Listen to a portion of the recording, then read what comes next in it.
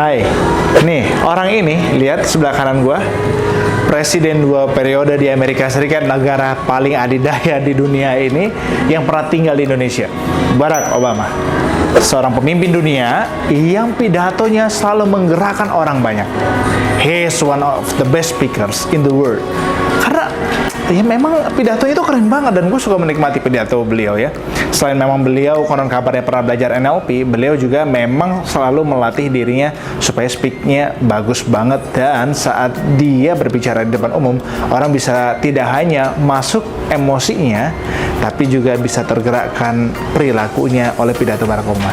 Nah, pertanyaannya, apa sih yang bisa kita pelajari dan kita ambil insight-nya dari cara berpidatonya Barack Obama ataupun cara beliau menggerakkan audiensnya? Yuk kita simak di video kali ini, tetap dalam program Sobat Juara Ingin Tahu. Sebelum gue lanjut nih, 3 hal menarik yang bisa kita bahas dari pidatonya seorang Barack Obama. Jangan lupa subscribe dulu channel ini biar tim kreatif kita makin semangat untuk create video, ngeriset konten public speaking yang berdampak buat teman-teman semua. Nah, berikut ini adalah 3 hal yang bisa kita pelajari dari pidato Barack Obama. Kenapa pidatonya begitu menggelegar, begitu menggerakkan orang, dan begitu menarik untuk didengarkan. Yang pertama adalah dari sosok Barack Obama sendiri. Beliau memiliki intellectual capacity yang sangat-sangat baik. Kapasitas intelektual, pengetahuannya itu keren banget. Dan tidak ada orang yang berbicara tanpa pengetahuan yang menarik. Pengetahuan itu didapatkan dari baca buku, diskusi, habis itu ada di forum-forum, sekolah, belajar, dan lain sebagainya. Karena memang baca buku itu benar-benar membuka jendela dunia, dan diskusi adalah proses membumbui apa yang kita ketahui. Karena apa yang kita ketahui itu tidak akan pernah keluar kalau tidak pernah dibahas dengan isu yang relate.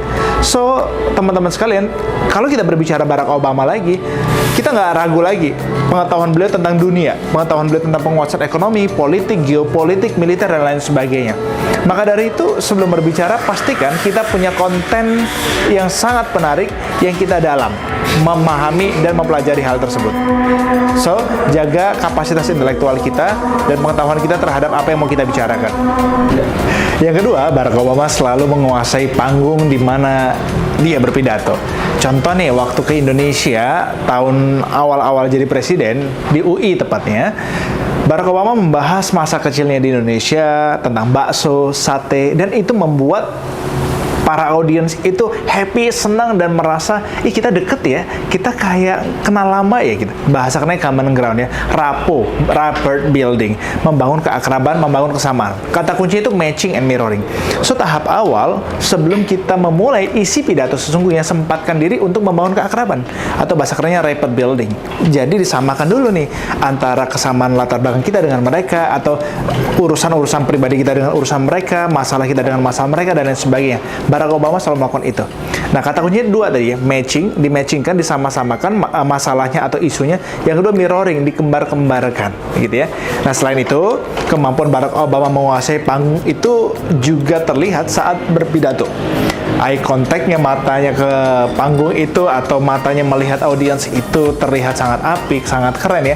Semua audiens merasa dekat, akrab, dan dijamahi oleh Barack Obama, akrab dan bisa diajak ngobrol dengan Barack Obama walaupun jarak panggungnya jauh. Selain itu, bahasa tubuh, komunikasi bahasa tubuhnya juga menarik, memutar kanan, memutar kiri, dan lain sebagainya. Dan ini adalah penguasaan panggung yang harus dikuasai oleh semua speakers. Dan bedanya dengan speakers pemula adalah speakers pemula itu kaku, tenang, berharap ke depan, bahkan tidak sedikit yang cuma baca teks. Dan itu masalah besar sekali karena audiensnya tidak diajak berbicara. So, kesimpulannya, penguasaan panggung itu berbicara tentang bagaimana sebenarnya bahasa tubuh kita, kata-kata kita tuh mengajak audiens berbicara walaupun jaraknya jauh. Disitulah peran penguasaan panggung.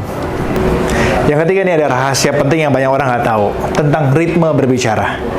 Tempo dalam berbicara. Ada 2 tempo. Tempo cepat dengan tempo lambat. Nah, gue kasih rahasianya ini ya.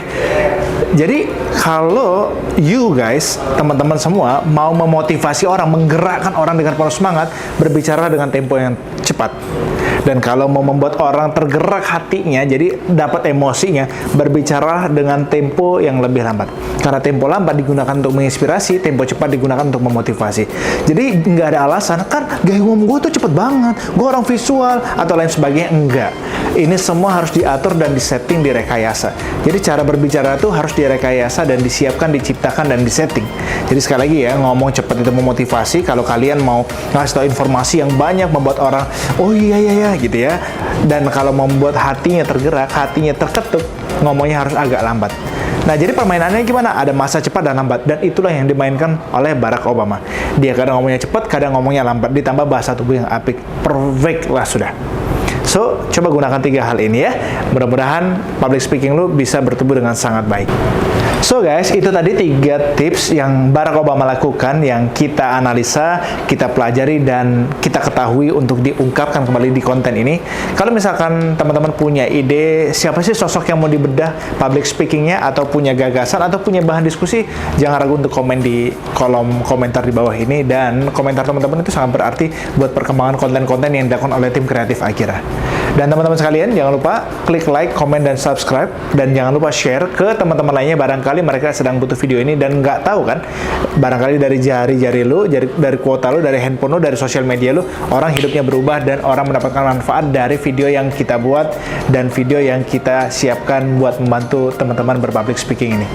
So, gue Hengki Dansya. Assalamualaikum warahmatullahi wabarakatuh.